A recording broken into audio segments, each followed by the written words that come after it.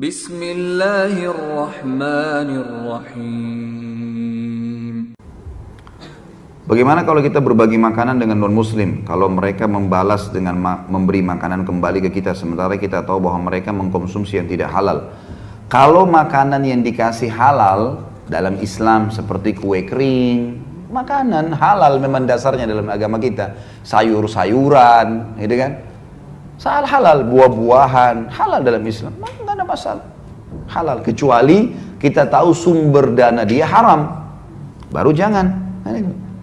Misal memang dia penghasilannya haram, ya jangan, nggak boleh. Harusnya begitu ya. Sebentar, sabar, belum selesai. Saya udah langganan sama ibu-ibu, biasa begitu.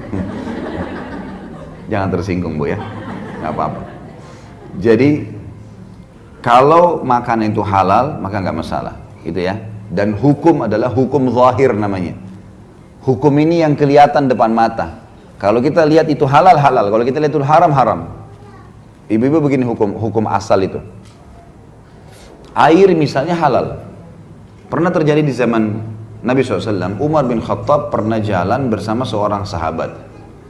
Ada sahabat yang lain dari atas rumah, lempar air dari baskom kalau kita ya, dari sebuah wadah, niatnya mau buang gitu dari lantai 2, jatuh ke tanah, kepercik ke baju Umar, kepercik ke baju sahabat ini. Mereka lagi mau ke masjid. Kata orang yang di sebelahnya Umar, air apa yang kau buang nih? Maksudnya bersih atau enggak nih? Maka kata Umar, jangan kau tanya, jangan kau jawab, ditunjukin di atas, dan kau jangan bertanya. Maksudnya apa? Hukum asalnya air suci sampai berubah warna, berubah rasa. Jadi kalau ibu jalan kaki di atas tanah, di atas rumput, nggak pakai sendal, najis kah? Nggak najis. Kecuali jelas kita lihat ada kotoran di situ, udah keinjak, ada bau nggak enak, nah baru najis. Kalau enggak. Jadi harus difahami, namanya hukum asal.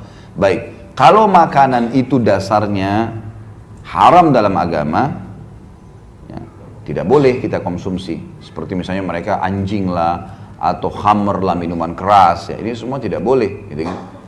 Perlu juga digarisbawahi dalam surah yang sama tadi waktu kita jelaskan masalah menikah dengan muslim dan non-muslim itu, Al-Maidah ayat 5 tadi, itu menjelaskan kalau sembelihan ahli kitab halal. Sembelihan ahli kitab halal. Ya. Sebentar saya minum dulu. Bismillah. Jawab pertanyaan ibu-ibu jadi haus saya. Sembelihan ahli kitab halal. Jadi misal Yahudi atau Nasrani potong ayam, potong sapi, mau baca bismillah atau tidak, halal. Pahami ya? Sembelihan ahli kitab. Al-Maidah ayat 5 tadi baca, khusus ahli kitab.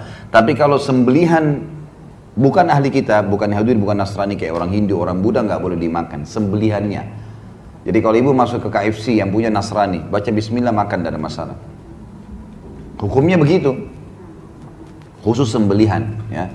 Baik, bagaimana hukumnya kalau saya dibawain gorengan, sudah digoreng sama dia, tahu, tempe, dikasih hadiah. Khawatir jangan sampai dia goreng babi tadinya, gitu kan? Kemudian akhirnya saya makan. Ingat, kembali kepada hukum asal tadi. Ibu nggak lihat kan? Ibu nggak tahu kan? Hukumnya hukum asal.